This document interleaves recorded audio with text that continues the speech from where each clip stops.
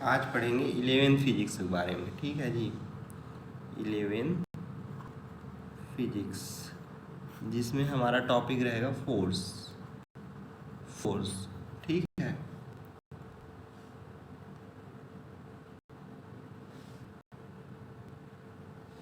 हमारा टॉपिक क्या रहेगा?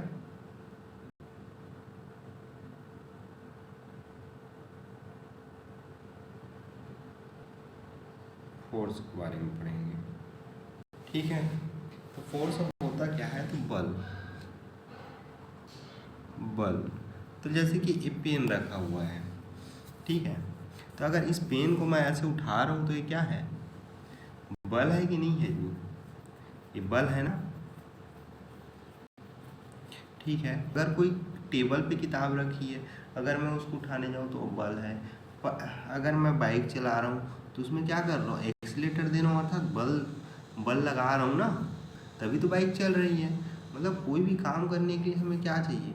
बल चाहिए उन्हें। ठीक है, इसको परिभाषित कैसे किया जा सकता है? बल वह धक्का या खिंचाव है। बल क्या है? बल वह धक्का या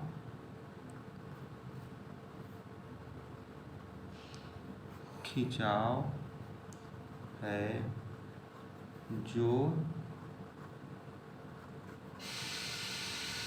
किसी वस्तु की विरामावस्था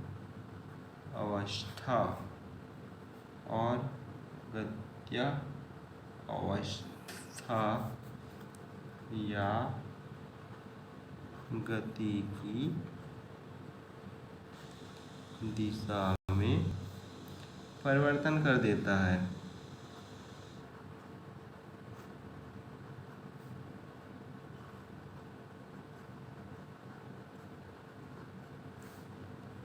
या परिवर्तन करने का प्रयास करता है, या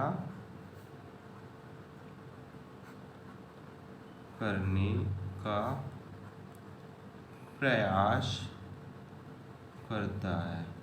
ठीक है, इसे बल कहते हैं। अब बल के बारे में और आगे जानेंगे तो बल को किसकी यूनिट क्या होती है? बल फोर्स की यूनिट क्या होती है? न्यूटन होती है, जिसे एन से रिप्रेजेंट करते हैं। ठीक है, अगर विमीय सूत्र या डायमेंशन फार्मूला देखें तो क्या होती है? डायमेंशन फार्मूला अगर की बात करें तो ML/T-2 होती है। ठीक है,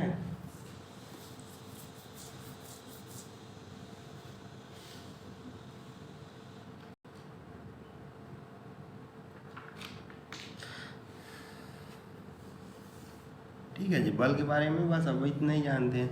अब अपन आगे बढ़ते हैं जड़त्व के बारे में। जड़त्व को इंग्लिश में क्या कहते हैं? इनर्शिया बोलते हैं। इनर्शिया, तो इनर्शिया कितने टाइप्स के होते हैं? पहले इसको पढ़ लीजिए। तो ये 3 टाइप्स के इनर्शिया होते हैं। Inertia of rest, inertia of motion,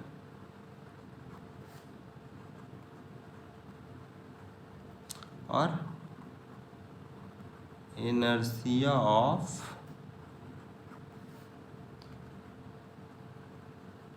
direction.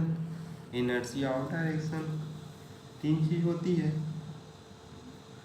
और एक चीज मैं बल के बारे में बताना भूल गया था, यह क्या है? सदिश राशि है।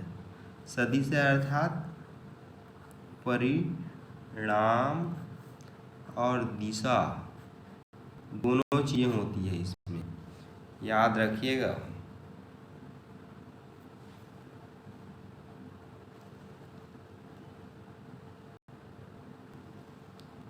ठीक है, तो अब समझेंगे जड़त्व। जड़त्व क्या होती है? कि किसी वस्तु का वह गुण जिसके कारण वह अपनी विरामावस्था गतिमान अवस्था में स्वतः ही परिवर्तन करने में असमर्थ रहता है। ठीक है, तो उसे क्या बोलेंगे? जड़त्व बोलेंगे। जैसे कि ये पेन है, अब ये अपने आप तो कुछ कर नहीं सकती। अगर ये ऐसे चल रही है बाइक, तो जब तक हम उसमें ब्रेक नहीं लगाएंगे क्या रुक जाएगी? क्या नहीं रुक जाएगी। क्या है उसमें? जड़त्व है। ठीक है, तो वही चीज़ को बोल रहा है किसी वस्तु का वह गुण। इस परिभाषा को एक बार मैं डिफाइन करता हूँ।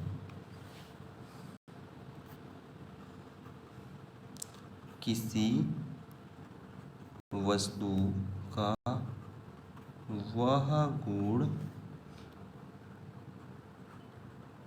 जिसके कारण वह अपनी विरामावस्था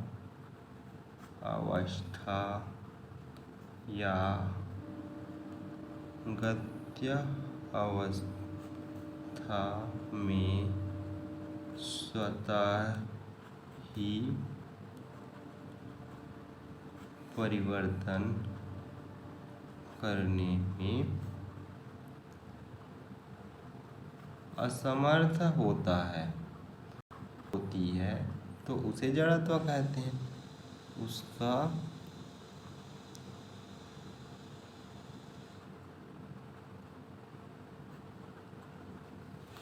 कहते हैं। यहाँ तक समझ आया जी आप लोग को? ठीक है,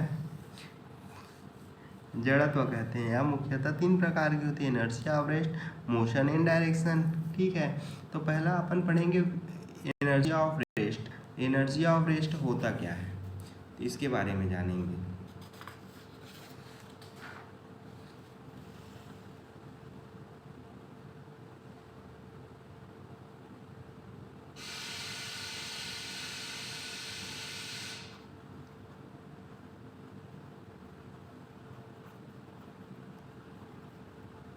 एनर्जी ऑफ रेस्ट होता क्या है कि देखो, किसी वस्तु का वह गुण जिसके कारण वह बाह्य बल को अनुपस्थिति में अपनी अवस्था में परिवर्तन करने में असमर्थ रहता है, उसे विरामा का जड़त्व या इनर्शिया ऑफ रेस्ट कहते हैं। ठीक है, किसी वस्तु का वह गुण जिसके कारण वह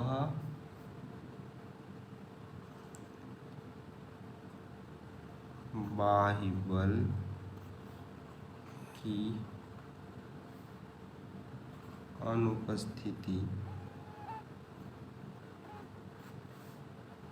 में अपनी विराम अवस्था में परिवर्तन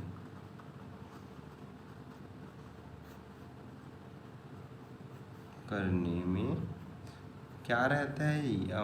असमर्थ रहता है। इसे एनर्जी ऑफ रेस्ट कहलाता है। एनर्जी ऑफ रेस्ट कहलाता है। यहाँ तक क्लियर हो गया? अब जैसे एग्जाम्पल्स देखते हैं, तो एग्जाम्पल्स देखेंगे तो पहला एग्जाम्पल क्या होता है? मोटर कार में एकाएक चलने से उसमें बैठा व्यक्ति पीछे की ओर गिरने लगता है। अब मोटर कार कैसे चलती है? अब मोटर कार इस तरफ चल रही है, यहाँ एक आदमी बैठा है, तो यहाँ पे अगर उसकी फुट है तो ये क्या होगा? पहले गतिमान होगा, ये मोशन पे आ जाएगा। अब इसकी बॉडी क्या होगी? बॉडी रेस्ट में रहेगी।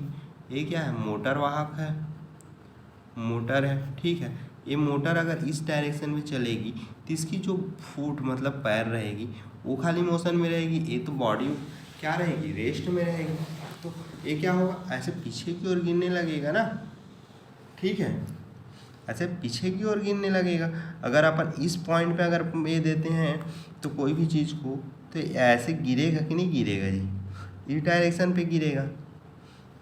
ठीक है, इसी चीज़ को बोल रहा है मोटर कार की एकाएक चलने पर उसमें बैठा व्यक्ति पीछे की ओर जाता है। इसका कारण यह है कि मोटर के एकाएक चलने पर उसमें बैठा व्यक्ति के शरीर के नीचे का भाग गतिमान हो जाता है, किंतु ऊपर का भाग जड़त्व के कारण विरामावस्था में रहता है। अतः मोटर कार में एकाएक चलने पर उसमें बैठा व्यक्ति पीछे की ओर गिर जाता है। अब दूसरा देखते हैं एग्जाम्पल।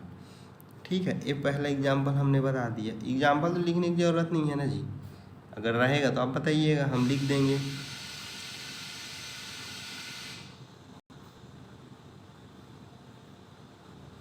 ये अगर प्लेट है, इसमें ऐसे एक सिक्का रखा हुआ है, और ये क्या ऐसे गिलास है, तो गिलास एक कार्ड है। ठीक है, अगर इसको तेज़ी से खींचा जाए तो ये रेस्ट में रहेगी, ये मोशन में रहेगा, ये भी रेस्ट में रहेगा। तो क्या यही तो बस होगा ना अपना, ऐसे करके खींचेंगे तो केवल अपना इसमें तो लो ये लग रहा है, ये तो रेस्ट में है, तो ये नीचे आ टपकेगा। ठीक है, तो ये यदि एक गिलास के ऊपर कार्ड के ऊपर सिक्का, कार्ड के ऊपर सिक्का ही है, रख कर यदि कार्ड को तेज़ी से धक्का दिया जाए तो सिक्का गिलास में गिर जाता है। इसका कारण यह है कि प्रारंभ में कार्ड और सिक्का दोनों विरामावस्था में होते हैं, और कार्ड को तेजी से धक्का देने पर कार्ड गतिमान अवस्था में आ जाता है, किंतु सिक्का जड़त्व में के कारण विरामावस्था में रहता है। इस प्रकार कार्ड को आगे बढ़ा जाता है और सिक्का गिलास में गिर जाता है। ठीक है, अगर देखो अब तीसरा एग्जाम्पल देखें, तो अपने पास ब्लैंकेट रहते हैं ऐसे करके, ये ऐसे ऐसे ब्लैंकेट रहते हैं, सभी ठंड के दिनों में लेते होंगे जी। तो यहाँ पे क्या रहते हैं, ऐसे धूल जमे रहते हैं, तो अपन ऐसे डंडा से इसको पीटते हैं तो क्या कंबल अपना गतिमान अवस्था में आ जाता है। लेकिन जो धूल रहते हैं वो ऐसे करके नीचे में देखेंगे ऐसे झड़े रहते हैं, तो ये धूल क्या है, रेस्ट में है। इसमें डंडा मार रहे हैं तो क्या कर रहे हैं, इसमें मोशन में ला दिए ना, मोशन में ला दिए ना, तो क्या हो गया, कंबल मोशन में है और बाकी रेस्ट में है। फिर वैसी पेड़ की टहनी को हिलाएंगे तो पेड़ की टहनी क्या रहेगी, रेस्ट में रहेगी, और फल रेस्ट में रहेगा और टहनी गतिमान अवस्था में हो जाएगा, तो इस कारण फल भी टूट जाते हैं। अब एक एग्जाम्पल और है इसका, बुकों में आप देखेंगे जनरली, तो जैसे कि कोई भी कांच की दीवार रहती है, कांच के ऐसे सरफेस है, ठीक है, अगर इसको बंदूक की गोली से मारे तो केवल इतना ही छेद होगा जितना गोली का है। अगर इसको पत्थर से मारे या स्टोन से थ्रो करें तो क्या होता है, ये ऐसे करके फटेगा पूरा यहाँ से। तो ये क्या रहता है, इतने ही को बस गतिमान अवस्था में रहता है, लेकिन ये पूरे गतिमान अवस्था में रहता है। इसकी गति तेज होती है, इसकी गति वेलोसिटी हाई रहती है, लेकिन इसकी वेलोसिटी क्या रहती है, लो रहती है। ठीक है, इसके मुकाबले ये अगर हाई है तो ये लो रहेगी। इस कारण से अपन पत्थर फेंक के मारते हैं तो फट जाती है, लेकिन अगर बंदूक से गोली मारेंगे तो नहीं फटेगी। ठीक है, कोई मारना मत भाई किसी को। इनर्शिया ऑफ मोशन, अब इनर्शिया ऑफ मोशन के बारे में समझेंगे, इसको अगले क्लास में करेंगे जी।